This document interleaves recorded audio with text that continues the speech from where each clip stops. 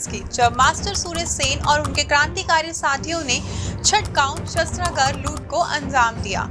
उसके बाद से अंग्रेजों ने उस संगठन की एक क्रांतिकारी महिला पर निगरानी को बढ़ा दिया था, जिसके कारण वो महिला अपनी पढ़ाई छोड़कर अपने गांव वापस लौट गई। लेकिन उन्होंने मास्टर सूरज सेन के संगठन का दामन नहीं छोड़ा।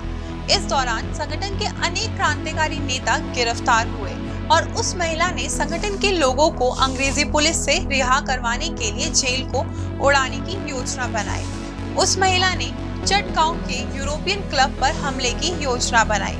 हमले को अंजाम देने के लिए उन्होंने अपना वेश बदल कर रखा था। हालांकि पुलिस को इस योजना की भनक लगी और उनको गिरफ्तार कर लिया गया, लेकिन वो महिला पुलिस को चकमा देकर भागने में पूरी तरह से सफल रही। क्रांतिकारी साथी सूरज सेन के साथ मिलकर 2 सालों तक वो महिला विभिन्न आंदोलनों को अंजाम देती रही। बाद में उस महिला के क्रांतिकारी साथी सूरज सेन को गिरफ्तार किया गया और उनके साथियों सहित उनको फांसी की सजा और उस महिला को उम्र कैद की सजा सुनाई गई। अब उस महिला को उम्र कैद की सजा मिल चुकी थी। वह किसी स्वतंत्रता आंदोलन का हिस्सा नहीं बन सकती थी, लेकिन उनकी किस्मत में कुछ और ही लिखा था। वह महिला कोई और नहीं बल्कि कल्पना दत्त थी। कल्पना दत्त का जन्म बंगाल के चटगांव में 27 जुलाई 1913 को हुआ था। छात्र जीवन में छात्र संघ की गतिविधियों में शामिल रही। इस दौरान उनकी मुलाकात बीना दास और प्रीतिलता जैसी क्रांतिकारी महिलाओं से हुई। उसके बाद क्रांतिकारी गतिविधियों में वह लगातार शामिल होने लगी। वह पार्टी इंडियन रिपब्लिकन आर्मी में शामिल हो गई और आजादी की मुहिम का हिस्सा बन गई। साल 1937 में प्रदेशों में मंत्रिमंडल बनाए गए। तब देश के महात्मा गांधी और रविंद्रनाथ टैगोर आदि द्वारा क्रांतिकारियों को छुड़ाने की मुहिम शुरू की गई। इस आंदोलन उग्र होने पर अंग्रेजों को बंगाल के कुछ क्रांतिकारियों को रिहा कराना पड़ा था। उन्हीं क्रांतिकारियों में कल्पना दत्त भी थी। जेल से बाहर आने के बाद कल्पना ने कोलकाता विश्वविद्यालय से अपनी पढ़ाई पूरी की। बाद में उनका झुकाव कम्युनिस्ट पार्टी की तरफ भी हुआ।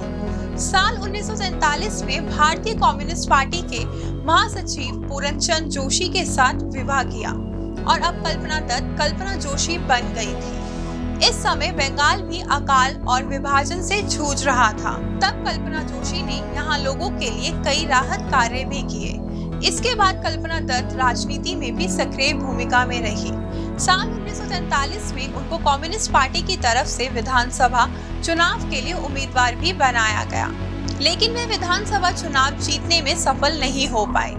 हालांकि पार्टी में मतभेदों के वजह से उन्होंने पार्टी छोड़ दी।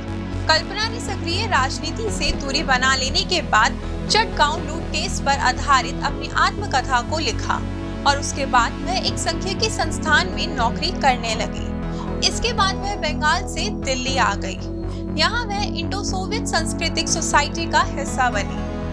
उनका निधन आज के ही दिन 8 फरवरी 1995 को पश्चिम बंगाल के कोलकाता शहर में हुआ। उनके निधन के बाद साल 2010 में उन पर एक फिल्म भी बनाई गई। फिल्म का नाम था खेले हम जी जान से। अपने महत्वपूर्ण योगदान के लिए कल्पना दत्त को वीर महिला की उपाधि से सम्मानित किया गया था। दोस्तों, आइए अब आखिर में जानते हैं देश और दुनिया की आज की तारीख यानी 8 फरवरी की अन्य महत्वपूर्ण घटनाओं के बारे में। आज के ही दिन साल 1872 में अंडमान निकोबार में काला पानी की सजा काट रहे शेर अली ने वायसराय लॉर्ड मेयो की हत्या कर दी थी। वहीं साल 1897 में देश के पहले मुस्लिम राष्ट्रपति जाकिर हुसैन का जन्म हुआ था। साल 1941 में गजल गायक जगजीत सिंह का जन्म हुआ था। साथ ही साल 1943 में सुभाष चंद्र बोस जर्मनी के एक नौका के जरिए जापान रवाना हुए थे।